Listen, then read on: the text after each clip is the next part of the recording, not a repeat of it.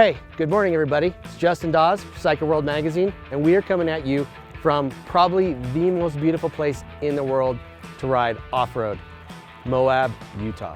We are here conducting our 2019 450 Dual Sport Shootout. We're gonna be riding all over Moab with these bikes. Slick rock, sand, fire roads, and we're even gonna do some time on the street to go into town, get dinner, hang out. We're gonna be living with these bikes for 2 days straight to see which of these bikes is the best 2019 450 Dual Sport. The bikes we have lined up for this test are the Honda CRF450L, probably the most talked about Dual Sport this season. We've got a Husqvarna FE 450.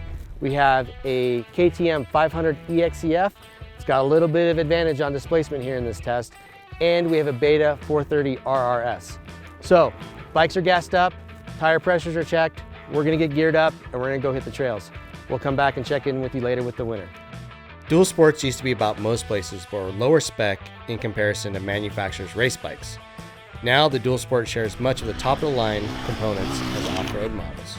Compromises are fewer, both mechanically and in capability.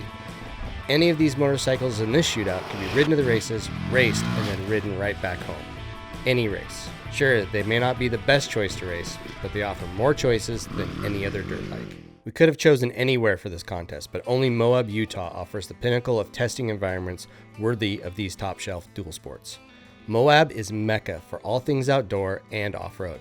Rugged terrain with hundreds of miles of challenging trails give the opportunity to test all aspects of all four machines.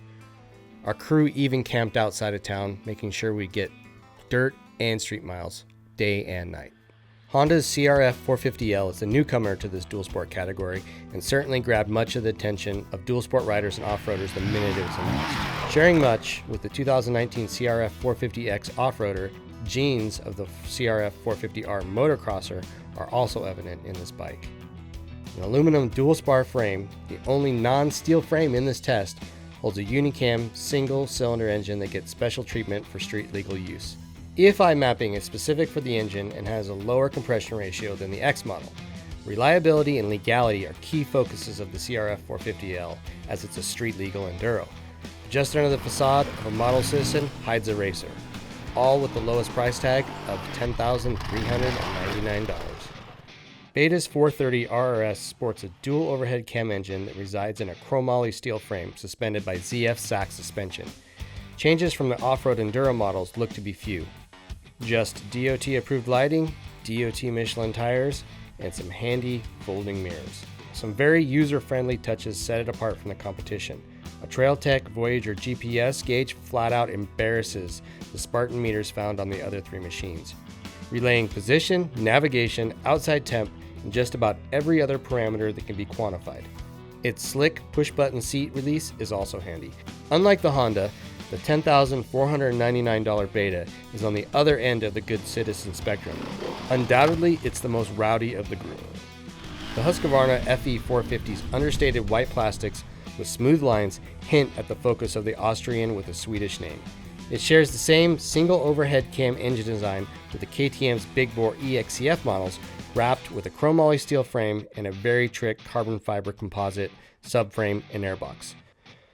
Up-spec Pro-Taper handlebars, a Magura hydraulic clutch and brakes, DID dirt start wheels, and a linkage rear suspension bump its $11,099 price point right up against the bigger KTM 500 EXC-F. The KTM 500 EXC-F is the big stick by which all others are measured. $11,199 will buy you more displacement than the Husqvarna with a longer stroke from its single overhead cam single. An aluminum subframe, rather than the Husky's composite unit, is attached to a very similar chromoly steel frame. The real difference comes down to the rear suspension. Both Austrian machines run KTM group-owned WP suspension, but the EXC-F is fitted with a PDS rear suspension. This progressive dampening system eliminates the linkage with a shock fitted directly to the frame and swing arm. 3 of the 4 come with tires that are more friendly to street use and low decibels. To assure parity, we asked Metzeler to provide its premier 6 days extreme dual sport tire to give us all the traction we'd need. Over 3 days, the tires performed admirably in the sand, slick rock, which actually isn't slick at all, and on the street. Before any riding could take place, each bike was weighed, measured, and put on the Cycle World dyno to establish some hard numbers.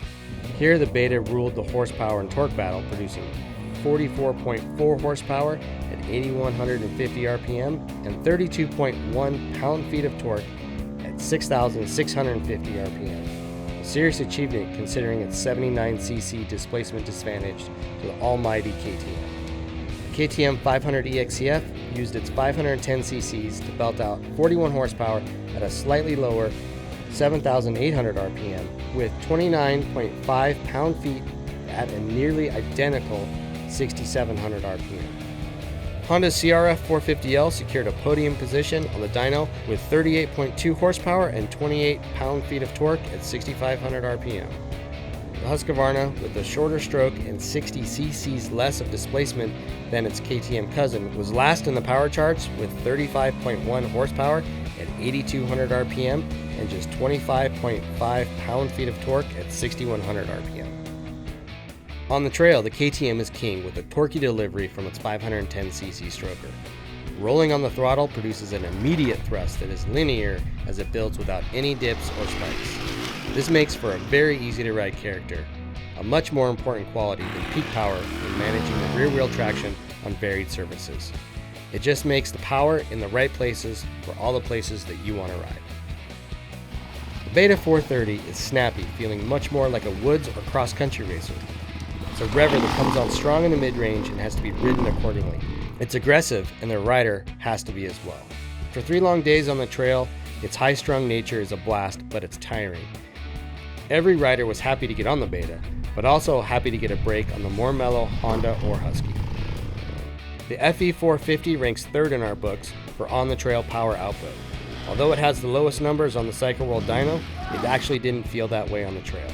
Power was muted in comparison to the 500 EXC-F and didn't have the snap of the 430 RRS, but overall, its power delivery was very linear.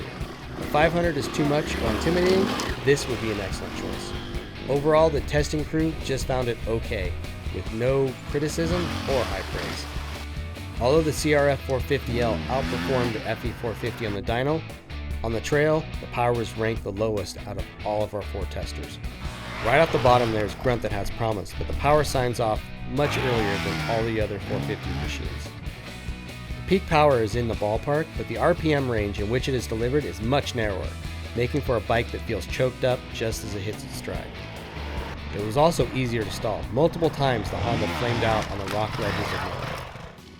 On the rocky, choppy sections of Moab, the KTM 500 EXC-F's WP Explorer front fork and progressive dampening system shock was the star. Although stiffer fork springs with revised dampening for 2019 aimed to make the KTM a bit more rigid than last year, it still rolled through the rougher rock fields in sharp-edged veins of sandstone with a compliant but aggressive demeanor.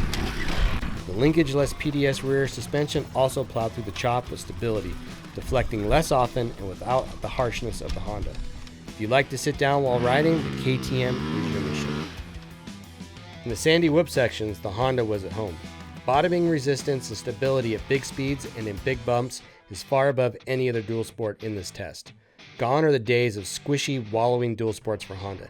This thing is hare and hound ready for average size riders, and even big bone riders may not need a revalve or respring.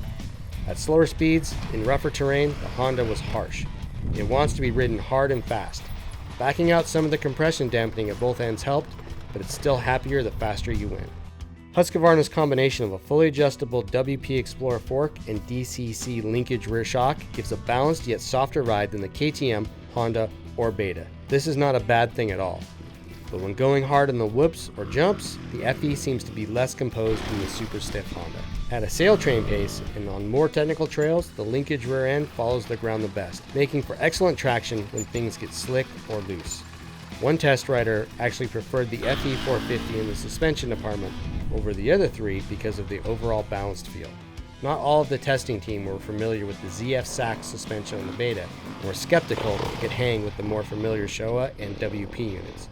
The crew was split 50-50 on whether the KTM or the Beta was the best in overall suspension action. The KTM jumped to the top of the handling list, with the Beta hot on its heels. Throwing around the 259-pound EXC-F showed just how nimble a 500 dual sport could be. On the fast fire road sections, it carved arcing slides without drama, and the tighter technical rock climbs, it was able to change direction in a snap. The roomy cockpit gave plenty of room to move around and muscle the bike when the situation called for it, but it was just as happy being finessed. This is why the 500 EXC-F wins shootouts year after year. While the KTM is rock solid at high speed, the Beta feels more flighty and quick to shake its head. It's in no way nervous, but it just feels like you have to pay more attention at full speed. That quick character made the Beta a dream as soon as the trail called for any type of technical precision. Beta's trials routes shine through the nastier it gets. Although it weighs 10 pounds more than the KTM, it didn't ever feel like it. The Husqvarna seemed to find its fans in the middle ground, and trail speed was moderate but not super technical.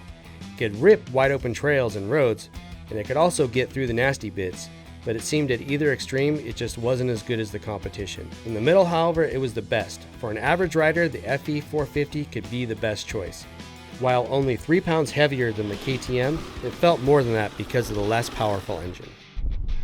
Then there was the CRF450L, a 290-pound victim of over-engineering and standards. It's a good handling motorcycle, but it's just going up against those that are great handlers. It all comes down to the weight. You feel it in every situation, and after 3 days of hard riding and even harder trails, your stamina fades and you notice it more. You can still rail a rut, and it's more capable than most riders are, but a diet would bring the Honda straight to the front of the class. Dual sports allow off-roaders to stretch their horizons, as long as it's only about 90 miles at a time. With motocross-like ergonomics taking priority, fuel tanks are just slightly more than their racer counterparts. And in a place like Moab, you'll want to ride as many tankfuls of the finest 91 octane Utah has to offer. In the end, which bike would you want to fill up over and over again? Our crew was unanimous with our choices, all the way down the line. While the Honda is a great first effort, it falls short from beating any of the others. Put it on a diet, fix the clutch, and the CRF450L could be easily at the top of this list. While the FE450 is perfectly capable in the middle of the road, at the extremes, it just couldn't perform like the Beta or the KTM.